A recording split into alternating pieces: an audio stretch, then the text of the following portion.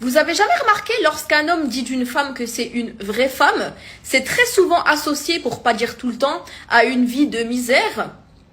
Ils disent pas d'une femme que c'est une vraie femme parce qu'elle a réussi à monter un business toute seule, parce qu'elle a fait des études, que ce soit religieuses ou universitaires, parce qu'elle est coquette, qu'elle prend soin d'elle. Non, c'est pas ça qu'ils veulent. C'est toujours, c'est une vraie femme, elle est restée malgré les tromperies de son mari, c'est une vraie femme, elle a attendu son mec en prison 6 ans, c'est une vraie femme, elle est restée dans son foyer malgré tout ce qu'elle a subi. C'est fou, hein? C'est toujours associé à de la misère.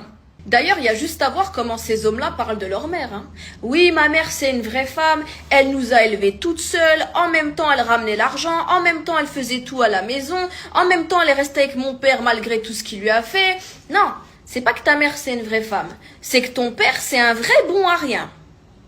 C'est ça, la réalité des choses. Ta mère, c'est une vraie victime de ton père l'incapable. Tu piges ? Si vous voyez qu'il y a plein de femmes qui souffrent dans leur foyer là, ne pensez pas que c'est du hasard, hein. C'est pas du hasard. Tout dépend de l'éducation, c'est la base.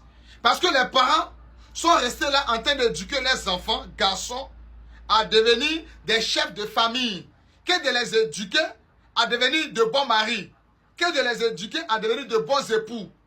Parce qu'un bon époux là, c'est celui qui connaît la valeur de sa femme. C'est celui qui ne se dit pas que je dois commander ma femme. Mais c'est celui qui voit plutôt sa femme comme celle qui le complète. Celui qui voit plutôt sa femme comme une valeur ajoutée. Celui qui communique avec sa femme. Celui qui n'impose pas des choses à sa femme. Mais il demande plutôt son avis. Et ensemble, ils essaient de trouver une solution.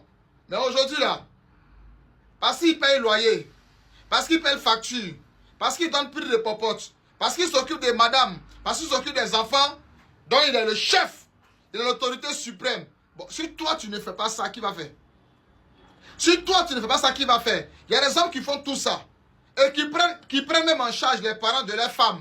Mais quand il y a une situation là, il demande l'avis de sa femme, il communique avec sa femme, il est complice avec sa femme, il a du temps même pour s'amuser à la maison avec sa femme. Mais pour toi là, c'est commander ta femme, c'est montrer c'est toi l'autorité. C'est quand tu dis quelque chose, on ne doit pas contredire. C'est ça ou c'est pas ça ou on doit accepter. À un moment donné, prenez conscience. Le comportement que tu as avec ton épouse là, pose-toi la question de savoir si c'est un homme qui faisait ça à ta soeur. Est-ce que vous faites aux enfants des gens, quand demain vos enfants se marient, elles sont dans leur foyer, vous les obligez à rester là-bas. Parce que tu as fait ça à sa maman. Donc toi aussi tu obliges ton enfant à rester là-bas.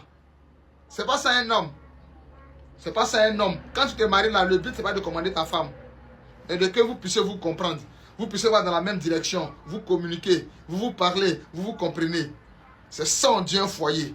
Si tous les hommes pouvaient se comporter comme ça, les femmes seraient heureuses. Peut-être que le seul problème, ça sera du côté de l'infidélité. Ça là seulement là, ah, monsieur il y a femme madé, on en est pour trouver un parti pour laisser. Ça ne peut jamais finir. Voilà, parce que les hommes trompent pour plusieurs raisons. Les femmes aussi trompent pour plusieurs raisons. Donc si tu as compris le message, c'est que tu as tout compris. Éduquez vos garçons à devenir de bons maris. Éduquez vos garçons à devenir de bons époux.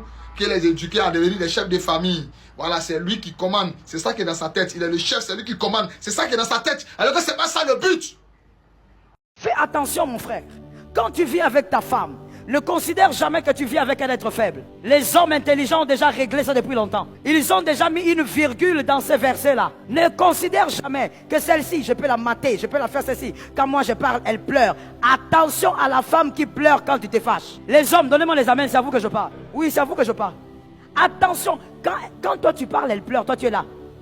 Tu pleures, tu vas voir. Une femme qui pleure quand toi tu te fâches, pire qu'un volcan. Même si elle a la Bible sous les aisselles. Fais attention. Ne considère jamais que c'est toi l'homme fort. C'est toi qui es habilité à faire du mal. C'est toi le plus grand manipulateur. Tu te trompes. Il y a toujours plus fort que toi. Même dans un vêtement de petitesse. Est-ce que quelqu'un m'entend bien? Attention monsieur, madame, maintenant je m'adresse à vous en disant, ne soyez jamais ces revendicateurs-là permanents ou continuels. Parce que tu ne sais pas ce que tu feras du cœur qui est en face de toi. Tu risques d'être étonné de dire, c'est vraiment la femme que j'ai épousée, c'est elle. C'est vraiment l'homme que j'ai épousé, c'est lui. Mais tu as fait de cette personne un monstre. Que Jésus nous donne la victoire. Un homme ne doit pas être un tyran à la maison. Ton épouse n'est pas une esclave. Et ensuite, peut-être, tu verras cette personne qui sort de chez lui et les gens le prennent pour un pieux vertueux.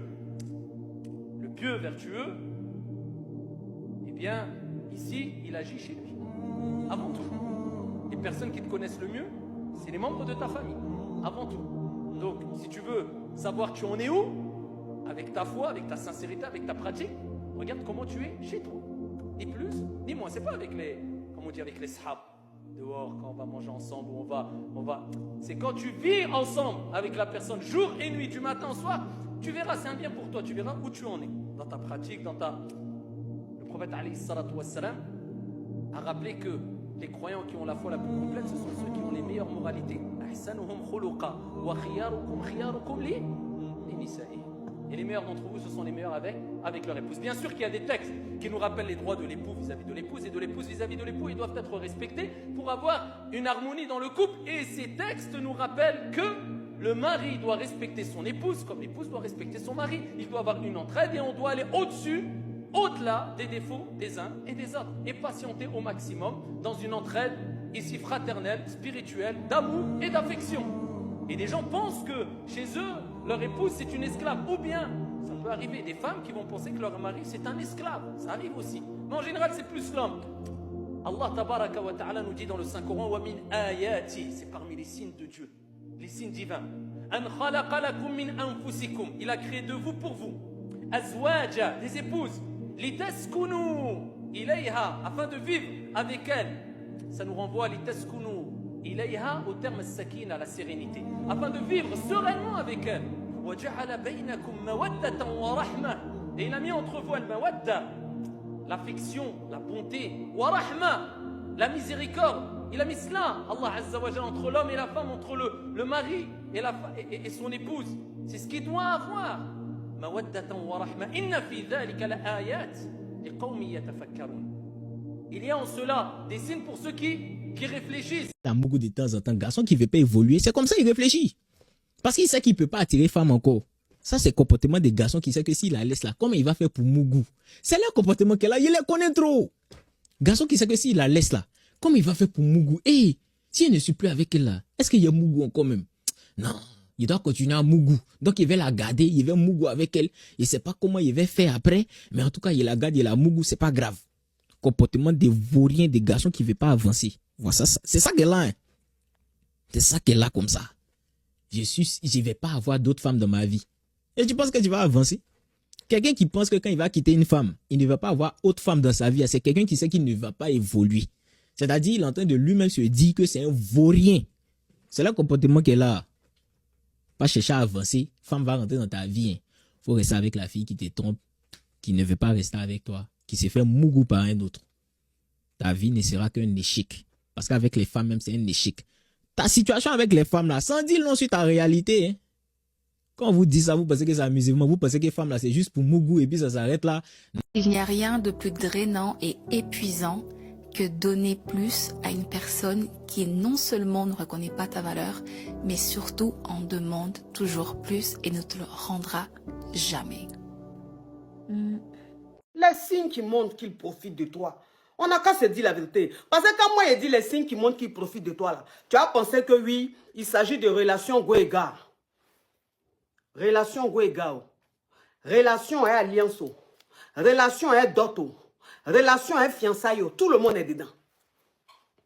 Tout le monde est dedans. Pas souvent là, tu es marié. Et puis tu es marié à la mauvaise personne. Souvent tu es marié. Puis tu es marié à ton ennemi. Souvent tu es marié. Puis tu es marié à quelqu'un. Ça veut dire que on dirait que lui, le diable l'a envoyé pour que tu tombes.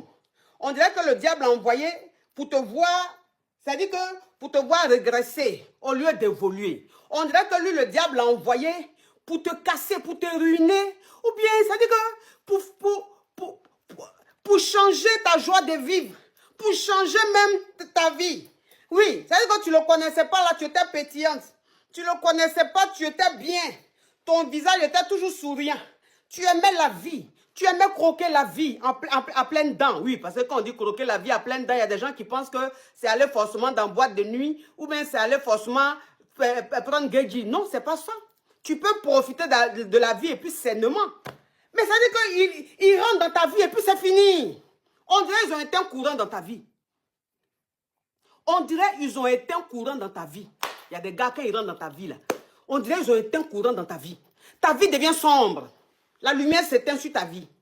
Alors que ta vie, avant, il y avait la lumière. C'était ensoleillé. Mais il est arrivé avec l'ombre. Il est arrivé avec le noir. Il est arrivé avec l'obscurité. Tu es dedans. Tu ne sais pas. Oui, vous savez. Parce que vous savez, je vais vous dire une chose. Hein. Il y a des hommes avec qui tu te mets. Et puis tu es dans la relation. Et puis relation là, tu es dedans 4 ans, 3 ans, 5 ans, 6 ans, 7 ans, 8 ans. Jusqu'à tu vas dans 10 ans. Puis tu es le gars. Et puis chaque année, il te dit, oui chérie, t'inquiète pas, c'est toi la femme de ma vie. C'est toi, il est marié. C'est toi la mère de mes enfants. C'est toi, nanana. Souvent, mais ils disent ça, et puis ils te font enfant. Ils disent ça, et puis ils te font enfant. Oui. Eux, là même, ça veut dire que quand tu les rencontres tout de suite, là, c'est eux, ils vont te dire qu'eux, ils aiment enfant. Toujours, il va te parler enfant. Eh bébé, si on faisait un enfant. Eh bébé, si tu me fais un enfant. Eh bébé, j'imagine l'enfant qu'on va avoir. Eh bébé, notre enfant sera trop beau. Bébé, vraiment, si tu veux me prouver ton amour, fais-moi un enfant. Bébé, tu sais que toi et moi, si on fait un enfant, on est un enfant ensemble là. C'est ça même qui sera la preuve de notre amour. C'est là même tu vas me prouver que tu m'aimes. C'est là tu vas prouver que tu es prêt pour moi. Il ne va pas dire bébé, pour me prouver ton amour ou même pour te prouver mon amour, je vais te marier. Je vais m'engager. Il ne dit pas ça. Hein? Lui, il va te dire, toi, tu dois lui prouver que tu l'aimes. Est-ce que vous avez déjà vu même ce genre de relation-là? Est-ce que vous avez déjà vu ce genre de relation-là? Le gars, je ne sais pas pour qui il se prend. Lui, il te dit, toi, tu dois lui prouver que toi, tu l'aimes. Pour lui prouver que toi, tu l'aimes, là, il faut que tu lui fasses un enfant. C'est l'enfant que tu vas faire, là. Cette grossesse que tu vas prendre, là, qui sera la preuve de lui, son amour. Depuis quand c'est femme qui doit prouver, ou bien c'est l'homme qui... C'est-à-dire que de vous deux, là, qui est venu derrière son camarade? De vous deux, là, qui est venu draguer son camarade? C'est lui qui est venu, qui t'a vu, tu étais en train de passer, ou bien il était assis quelque part, tu étais assise dans le restaurant avec tes copines, ou tu étais en train de danser, et puis il t'a vu, et puis il a aimé ta façon d'être, et puis il est venu te draguer. Maintenant, quand lui te dit, oui, pour me prouver que tu m'aimes, là, il faut me faire un enfant, là, ça veut dire quoi? C'est toi qui allais le draguer. C'est toi qui allais lui dire que tu me plais, on n'a qu'à sortir ensemble. Ça, c'est une forme de profit. Voilà. Ça, c'est une forme de profit. Parce qu'un homme même qui commence comme ça, il veut profiter de ta jeunesse. Il veut profiter de ta fraîcheur. Oui. Pourquoi un homme avec qui tu vas commencer à sortir, lui va te dire qu'il faut lui faire un enfant. Pour lui montrer que toi, tu l'aimes là. Pour que lui te marie là, tu dois lui faire un enfant. En général, ceux qui disent ça, quand tu fais l'enfant, ils ne te marient pas. Quand tu fais l'enfant, ils ne te marient pas. Déjà, même à partir de ta grossesse, il commence à avoir un comportement bon de con. Quand il sait que tu es enceinte, il sait au début que tu es enceinte là. Comme il sait que tu as 3 mois pour changer de décision, les 3 premiers mois là, il est impeccable. Les 3 premiers mois, il est impeccable. Il se comporte bien. Il est attentionné. Mais il a dit, il faut dépasser 3 mois. C'est là que tu vas comprendre qui a mis l'eau dans le coco. C'est là maintenant il commence à avoir un comportement bon de con. Tu ne le vois plus comme avant. Tu ne l'entends plus comme avant. Tu l'appelles même, ça l'énerve. Tu lui envoies un message, mais il te répond 50 heures après. Pourquoi? Parce qu'il s'est dit qu'au stade où tu es arrivé là, tu ne peux plus rien faire. Le déni il est dans ton ventre. Puis il commence maintenant à te montrer les choses. Puis toi maintenant dans ta grossesse là, ça veut dire que durant toute ta grossesse, au lieu d'être heureuse, au lieu de vivre une grossesse épanouie, une grossesse désirée, puisque c'est lui qui t'a demandé de tomber enceinte. Donc, normalement, pendant ta grossesse, là, tu dois vivre une grossesse désirée. Une grossesse désirée, c'est-à-dire que c'est l'homme qui a souhaité, c'est l'homme qui a voulu. Toi aussi, tu as voulu pour lui faire plaisir. Donc, pendant ta grossesse, là, tu dois sentir sa présence. Tu dois sentir son amour. Tu dois sentir son attention. Mais c'est là, il devient distant. À ton avis, là, c'est quoi? Il voulait profiter de toi. C'est alors que j'ai compris que beaucoup d'hommes, vous tuez, nous tuons nos femmes. Nous les tuons de fatigue parce que nous ne tenons pas compte qu'elles sont des êtres humains comme nous. La femme n'est pas en bois, n'est pas en plastique. Elle a un corps. Elle se fatigue. Donnez-moi la main, hein? Rien que la nounou qui porte ton enfant un peu, tu lui donnes $200. Ta femme avec tout ce qu'elle fait pour toi. Minimum $10 000 par mois. Vous avez des dettes, hein? Et tu te permets d'oublier son anniversaire et de donner que des bisous les jours de l'anniversaire. Quelle escroquerie! Donne-moi la main. Dis équilibre. Ok, avançons. En français, je ne suis pas venu détruire vos couples. Beaucoup d'hommes, ils ne comprennent pas que la soumission, ça ne s'impose pas. C'est pas en criant, c'est pas en bandant les muscles, c'est pas en étant dur verbalement ou en ayant un ton dangereux, mystérieux qui fera qu'on va te respecter ou bien on va se soumettre à toi. Premier des conseils que je donne aux gens, soyez un peu plus masculin. Et c'est l'erreur qu'on commet, c'est qu'on pense que le masculin, c'est celui qui crie, qui gronde, et puis tout le monde fuit. C'est celui qui arrive comme ça, comme une tempête, et puis personne ne peut résister. Ah, papa arrive, et puis tout le monde fuit. C'est pour eux, c'est ça, le dictateur. Non, être masculin, avant tout, c'est être celui qui pourvoit aux besoins. C'est être celui qui crée l'espace sain pour qu'elle puisse y vivre, se développer, se sentir aimé, se sentir spécial. C'est celui qui crée une place à côté de lui pour lui montrer que voilà, ta place est là, prends la place. Quand tu es plus masculin, naturellement, elle va devenir plus féminine. Et si elle est plus féminine, elle sera plus encline à se soumettre à toi. Ce que tu recherches là, elle va t'offrir ça. Tu vois? Donc, être masculin, c'est pas dans les muscles, c'est pas dans les cris, c'est pas dans les gestes, c'est dans la capacité à accorder la sécurité. Une sécurité émotionnelle et environnementale à celle avec qui tu vis. Elle peut compter sur toi. Elle a recours à toi. Tu gères, tu pouvoirs. Tu tombes pas dans les débats, dans les palabres qui servent à rien. Tu subis ses caprices avec le sourire et tu es très patient avec elle.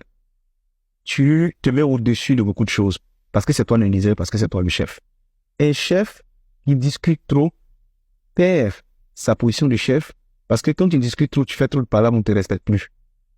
Un chef qui est incapable lui-même de se contrôler, personne ne va s'occuper de lui. Donc c'est ce que j'ai dit, être masculin. Un homme qui est incapable de gérer sa libido, qui court après les petites filles, qui ne se respecte pas, qui n'a pas une parole d'honneur, s'il ne se respecte pas assez, personne ne va le respecter. Si toi-même tu es capable de te soumettre à toi-même, la femme ne va pas se soumettre à toi aussi. Petit message aux hommes, surtout à ceux qui demandent à leur femme de payer les factures avec eux. Les gars, vous êtes là, vous dites la place de la femme c'est à la cuisine, mais derrière vous demandez qu'elle sorte la CD. Vous n'êtes pas des hommes. Arrive un moment, si la place de la femme c'est à la cuisine, la place des hommes elle est où? La place des hommes elle est d'aller à la chasse, ramener le gibier à la maison pour nourrir la famille. Ma femme, on a 3 enfants et elle ne fait rien, elle travaille pas. Son travail, elle est avec ses enfants, elle s'en occupe. Vous préférez payer nounou pour que c'est elle qui éduque vos enfants. Ma femme, elle n'est pas interdite de travailler. Mais arrive un moment, les gars, même si vous n'avez pas d'enfants, votre femme, elle s'occupe d'elle, elle s'occupe de vous. C'est déjà très bien. Si elle veut travailler, son argent, c'est pour elle. Vous lui demandez rien. Vous êtes là à faire les machos et faire les bonhommes. Ben faites les bonhommes jusqu'au bout. Arrêtez de gratter de l'argent à votre femme. Soyez digne, soyez fiers. Et si tu n'as pas ça avec ton travail, fais un deuxième travail. Si tu n'as pas ça avec ton deuxième travail, crée un business. Aujourd'hui, les gars, c'est comme ça que je me suis sorti. J'ai créé un business en ligne. Aujourd'hui, Dieu merci, je vis très confortablement alors que j'ai aucun diplôme.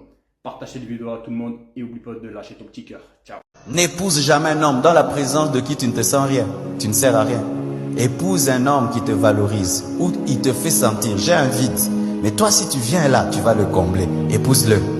Tu te sentiras valorisé. Même un roi se sentait seul. Il a cherché même une orpheline. Vous savez qu'un grand homme reconnaît les qualités de sa femme là où sa femme est plus que lui. C'est la grandeur. Mais toi, ta femme n'a pas de qualité. Elle n'a que des défauts. C'est toi l'omniscient, l'omniprésent, Ah! Vraiment, pourquoi tu t'es marié? On se marie lorsqu'on sent qu'on n'a pas tout. N'épouse jamais un homme dans la présence de qui tu te sens rien. Si elle doit payer toutes ses factures elle-même, payer elle-même ses soins de beauté, payer elle-même pour l'entretien de sa voiture, ne jamais faire de sortie avec toi, travailler 40 heures en semaine, n'a jamais à se sentir valorisée, ne reçoit aucune appréciation de toi. Tout ce qu'elle peut dire, c'est « je » au lieu de « nous »,« mon » au lieu de « notre », faire tout d'elle-même. Alors pourquoi penses-tu être son homme? Quoi qu'elle possède, elle reste une femme. Elle ne se vend pas, mais elle s'entretient. L'homme n'a pas à croiser les bras et observer sa femme tout faire seule juste parce qu'elle en est capable. Ça tue le charisme de l'homme et ça le rabaisse auprès de sa femme. Il se fait passer pour un incapable. L'homme doit s'introduire dans les besoins de sa femme et la soutenir. 2 mains sont toujours meilleures qu'une. Et dans une relation, les deux doivent en profiter émotionnellement, physiquement et financièrement. Si elle doit dépendre d'elle-même et faire tout elle-même, alors tu ne lui sers à rien. Elle ne peut pas te respecter comme il se doit.